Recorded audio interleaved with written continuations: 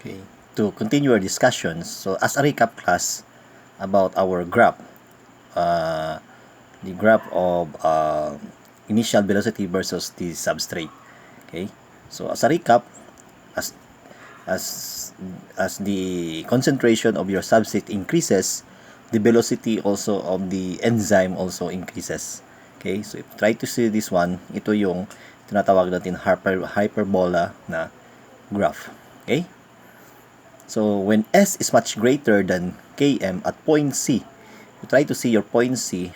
So syempre, greater ganyan sa Km or your inatawag natin na 1/2 Bmax. Take note, your Km is your 1/2 Bmax. So point C is greater than your Km or 1/2 Bmax. So based on that graph of the point C, the term Km plus S is essentially equal to S. So take note, meaning Km plus S is equals to S. So our standard formula is Vi, initial velocity, is equals to Vmax times S. So S is your substrate over Km plus S. That is your Vmax. Okay? That is your Michaelis-Menten constant. Okay? So Vi equals to Vmax times S. So Km plus S is equals to S man. So substrate man yan siya. So pwede mo siya makancel. So initial velocity is almost equals to Vmax. Okay? Kasi yung point C nasa higher portion sa ng iyong Vmax. So initial velocity is almost equals to the Vmax. So mataas siya. So when S equals to Km, point B, okay, when say point B, that is almost equals. Okay?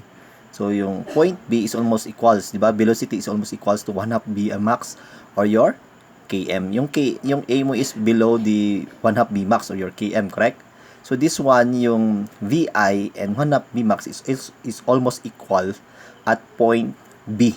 Okay? This is the point B based sa graph natin. Okay?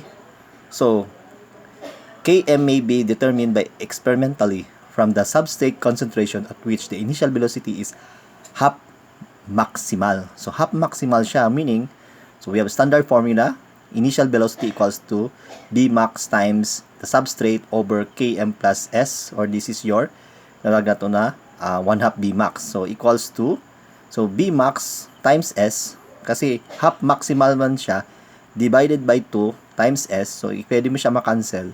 So your Vi equals to Vmax over 2, that is considered to be 1/2 maximal already.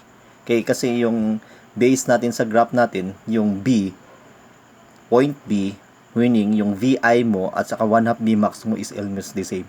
So, if you want to picture out the whole graph, meaning yung Vi mo is equals to Vmax over 2. Correct? Kasi ito nga kalahati siya. Okay? This is your Vmax. So, meaning, yung Vi mo, kalahati ng Vmax mo. So, this one is your point B. And this is considered to be the correct data. Nakuha nyo? Okay. Next. So, enzymatic inhibitions, or we have enzyme inhibition. We have competitive, non-competitive, uncompetitive, seaside inhibition, and feedback inhibitions. So, when you say competitive inhibitions, when the substrate and inhibitor compete with the binding at the active site. So we have here the substrate, we have here the inhibitor, and we have the substrate. So there is what we call a competition between the three.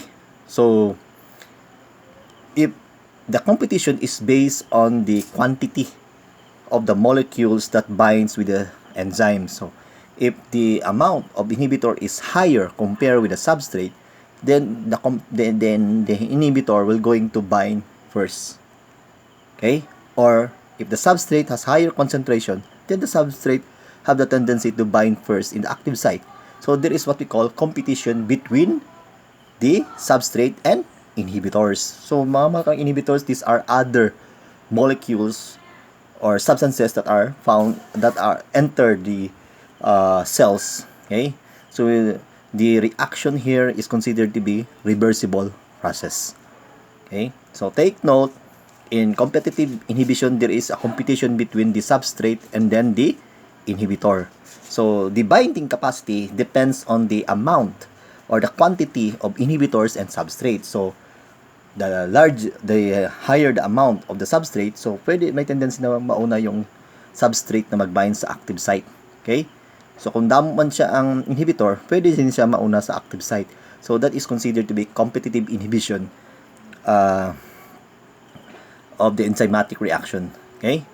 So based on the graph, the distinct can be determined by plotting the enzyme's activity with or without inhibitor. So kung no inhibitor, so example, walang inhibitor siya, try to see, so mataas yung velocity niya. Okay? So mas dasig. So mas dasig sa malabot yung Bmax. While in competitive inhibition, kasi we go first competitive inhibition, try to see the graph, so medyo mahinay.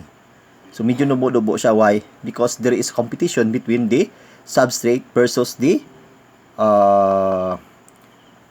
inhibitors. So that is, if you try to see, yung no inhibitor, they reach the Bmax considered to be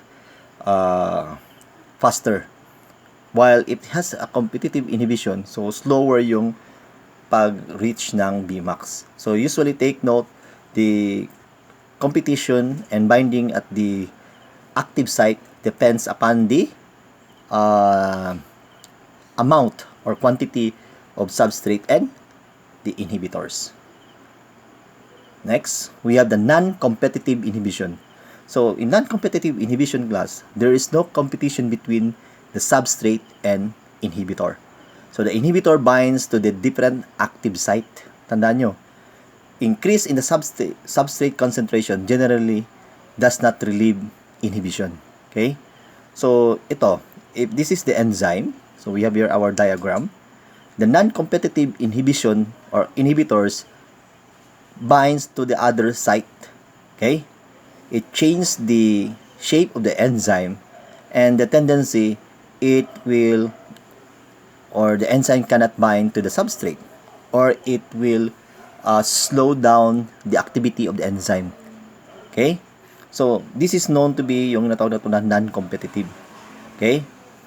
Even na damo ang imo na substrate, okay, but if there is, no, kahit damo yung substrate mo, if there is a non-competitive inhibitor that binds with other site of the enzyme, so the binding capacity of the enzyme slow down because of the inhibition of non-competitive inhibitor. Okay, if you try to see the difference between the two, competitive inhibition, so this one, there is a competition between the substrate and inhibitor. So, hamba ko sa inyo, the binding capacity depends on the quantity of substrate and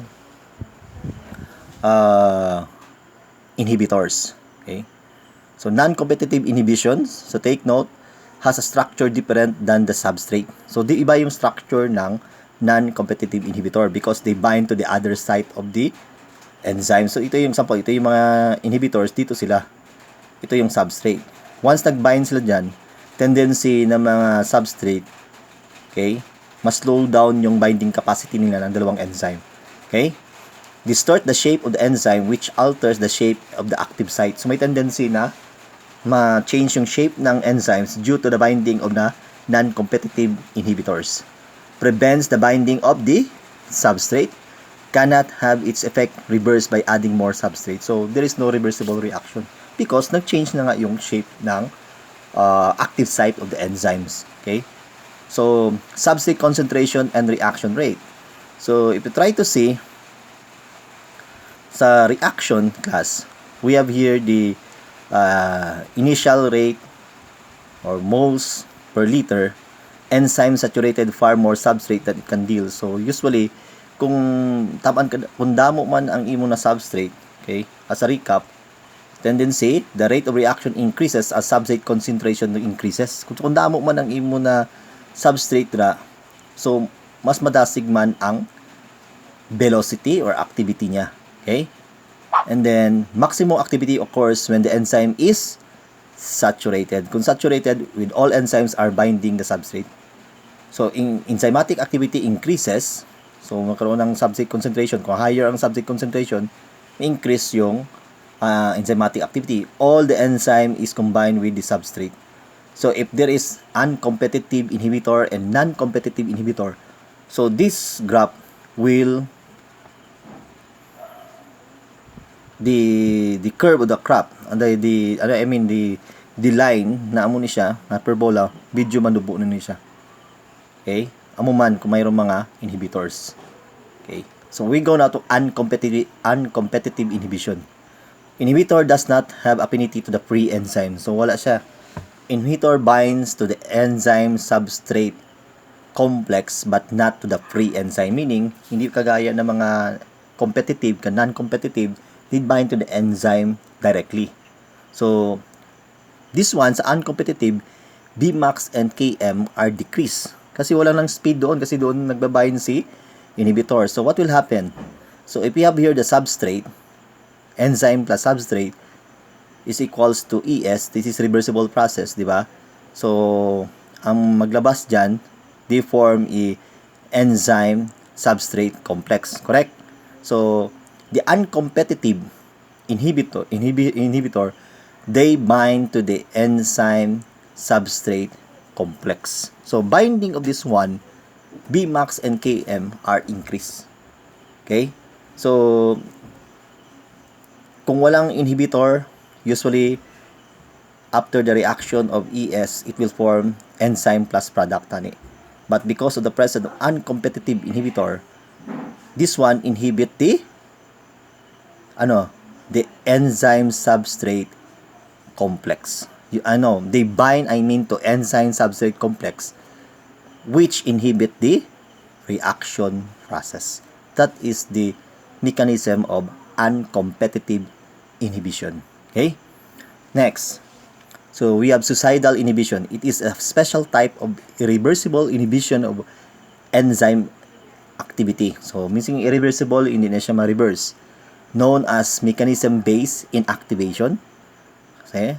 So, this one, inhibitor makes use of enzyme's own reaction mechanism to inactivate. Meaning, ang i-inhibit ni suicide is the chemical reactions na. Yung example, di ba, enzyme plus substrate equals to ES or enzyme substrate, then followed by chemical reaction, it will form a product. So, yung reaction mismo, yun ang inhibit ng suicide inhibition or suicide inhibitor. So, structural analog is converted to a more effective inhibitor with the help of the enzyme to be inhibited. So, tawag doon ni structural is based on the structure. So, i-convert yung inhibitor into a more effective inhibition or inhibitor during the reaction. Take note ha, ang suicide sa reaction saya inhibit. Yun ang inactivate niya. While yung uncompetitive, take note, saan siya? Doon sa enzyme substrate complex. Okay? Yun ang inhibit niya. While non-competitive, they bind with the other side of the enzyme. Mga baka competitive, so there is a competition between the substrate and inhibitor. So take note of that one. So example niyan is the monoamine oxidase enzyme is responsible for breaking down dopamine, serotonin, and decreasing their concentration in the brain. So in the case of Alzheimer's disease, kasi ang dopamine class, as a additional info, yung dopamine, kung magkaroon ka ng tawag natin Parkinson's disease, there's a problem in the production of dopamine in the substantia nigra. Okay? So, diminished substantia nigra as seen in Parkinson's disease will lead to decrease the dopamine in the body. So, cut the section. Ito yung cut section ng brain ha. Ito yung substantia nigra, dito yung na-produce ang dopamine. So, what will happen? Disease such as Parkinson's disease and depression occur because of decreased levels of dopamine and serotonin respectively.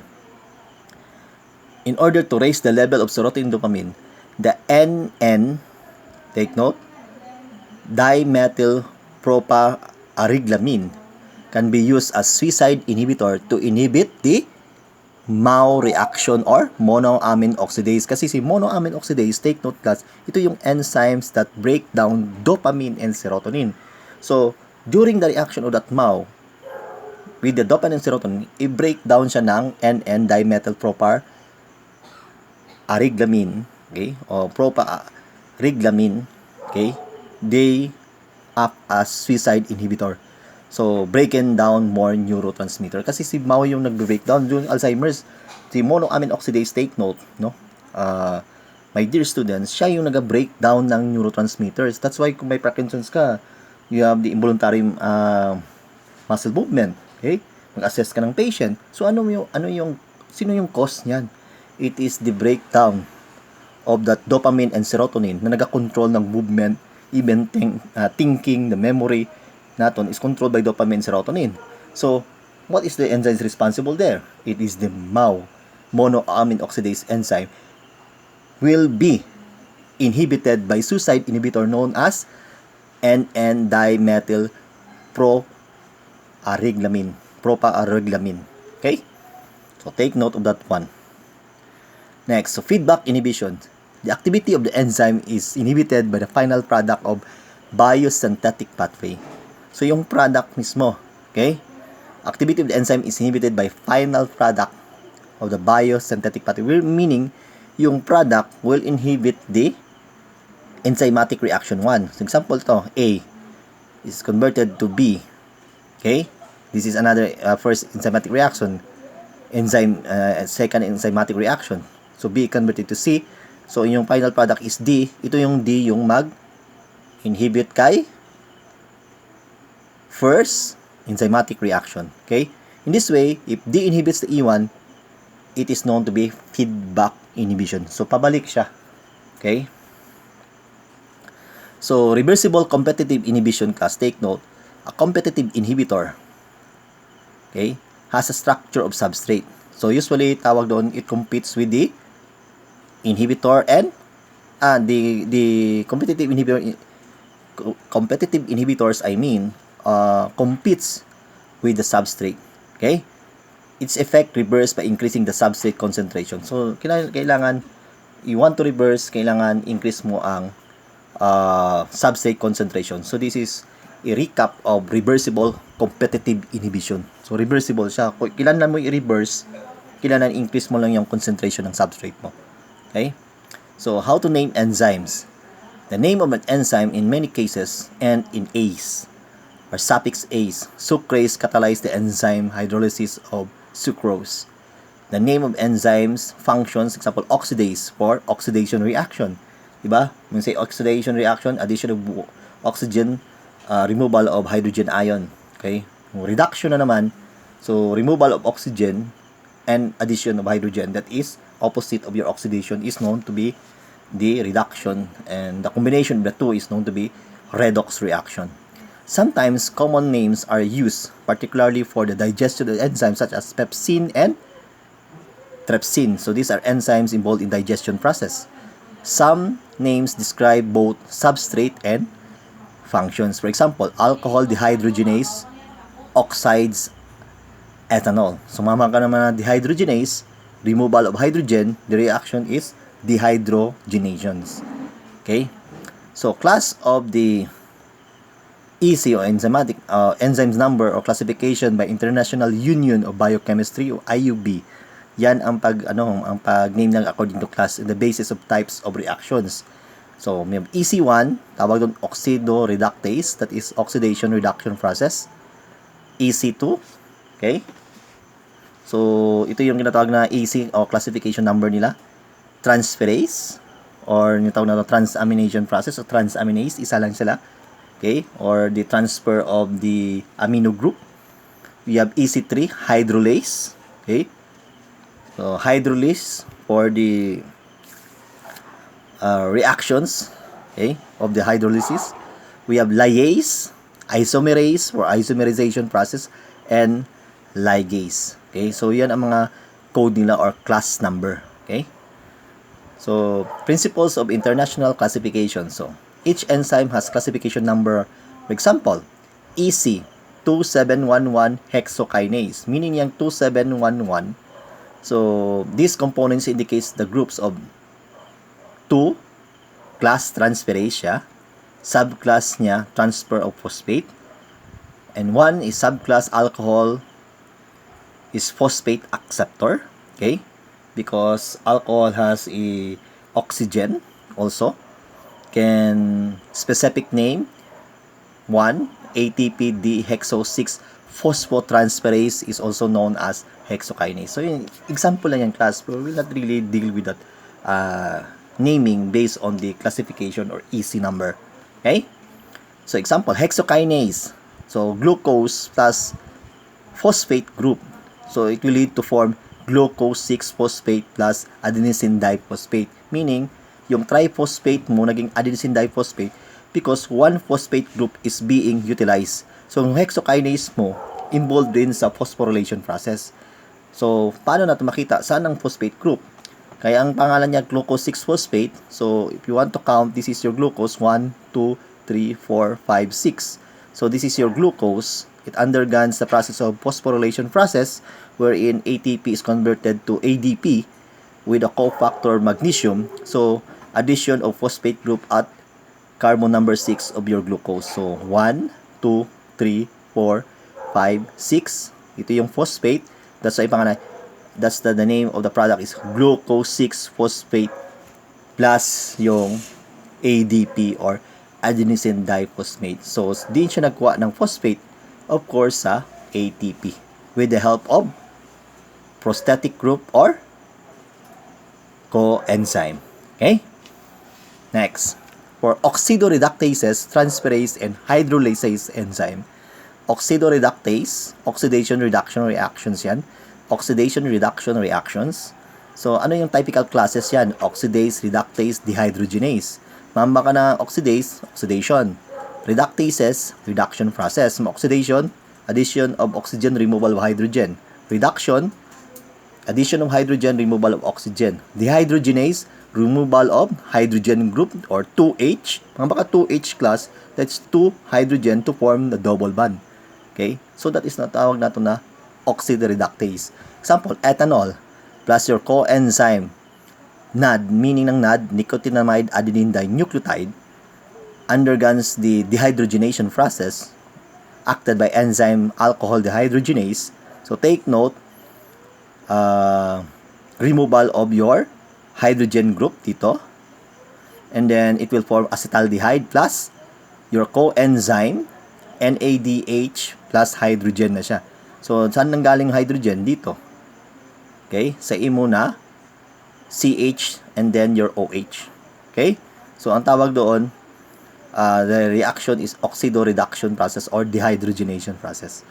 Okay? So mayroon siyang tinatawag na oxidation process. Okay? Next. And reduction dito, yung hydrogen dito is added to your NAD or NAD. Kanina wala. Okay? So nakita mo ilang hydrogen yung remove, dalawa. So nag-form siya ng double bond. So that's why yung oxidoreductase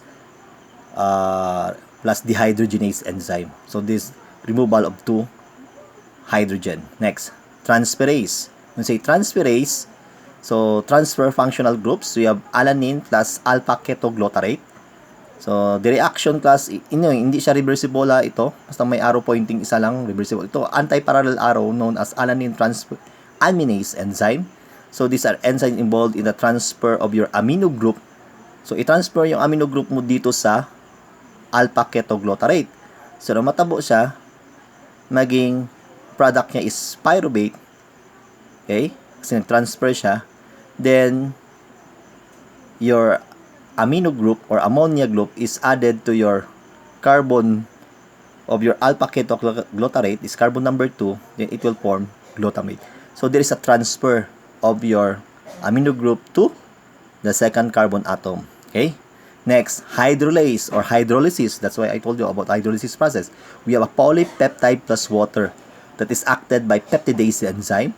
So it will form shorter polypeptide and at the same time amino acid with C terminal. Okay? So this one C terminal. This is your carboxyl terminal. And then, so this is known to be your R group. So depende kung anong naka-chain dito. So peptidase, hydrolyzed peptide. Ligase, hydrolyzed ester. Ito yung ester, hydrolyze. Next, amylase. Pwede siya mag-hydrolyze ng 1 1,4-glycosidic bond. So, ito yung sample ng mga subclass of oxidoreductases, transferases, hydrolases, enzymes. Okay? Sa lyase, isomerases, and ligase, so we have lyase. So, general reaction, si addition of group of double bond, removal of the group from a double bond without hydrolysis or oxidation process. So, wala ditong redox reaction. So, subclass, decarboxylase, removal of carboxyl group. Dihydrolysis, removal of water. Hydrolysis, dihydrolysis, removal of water. Deaminases, removal of ammonia. So, take note, basta itong mga reaction, di gani, meaning not, removal yan. Okay, sample, pyruvate plus hydrogen. So, it undergoes decarboxylation process. Decarboxylation, removal of your CO2. So, that is the decarboxylase. Acted by enzyme pyruvate decarboxylase. The product form is acetaldehyde plus carbon dioxide. For isomerase, minsan yung isomerase class, these are enzymes that rearrange the atom. So, mga maka-isomer, same molecular formula, but different structural formula. Is parehas lang siya, pero nailain yung arrangement and structure niya. Okay? So, we have isomerase and epimerase. Sa isomerase converts cis and trans. So, remember in your chemistry, what is cis and trans? Mabaka cis gani. So, the arrangement of your hydrogen ion, ito mga baka cis gani, the same. Yung position, I mean. So, kung align siya, cis ang tawag doon. Remember, in your chemistry. So, most of you are STEM, di ba? Sa epimerase, converts D and L isomers na yan. So, mambaka D, dextro, to the right of rotation, L, to the left. Okay? So, acted by enzyme malate isomerase, the product is fumarate. So, may rearrangement lang. You try to see, nagkambyuhan na, nag-opposite lang sila. This is already known as trans. This is cis. Next, ligase, bonding of the molecule using ATP energy. So, pyruvate, for example, plus carbon dioxide plus ATP. So, we have acted by enzyme pyruvate carboxylase. So, we have oxaloacetate yung product plus yung ADP, that is the adenosine diphosphate, kasi nagkaroon natin ng reaction na gamit siya ng ATP plus inorganic phosphate plus hydrogen. So, we have synthetases, combined molecules. We have synthetases, we have the carboxylases, addition of, or carboxylases, synthetases, okay? Addition of carboxyl group, yung carboxylation process. Okay, this is carboxylate, pyruvate carboxylate. So, the addition of carboxyl group. Kasi ito yung carboxyl group. Okay? So, it needs an energy, ATP. That's why class ko mag-ADP, gani adenosine diphosphate, meaning yung 1 phosphate group ng adenosine triphosphate is being removed. Okay? After the reactions.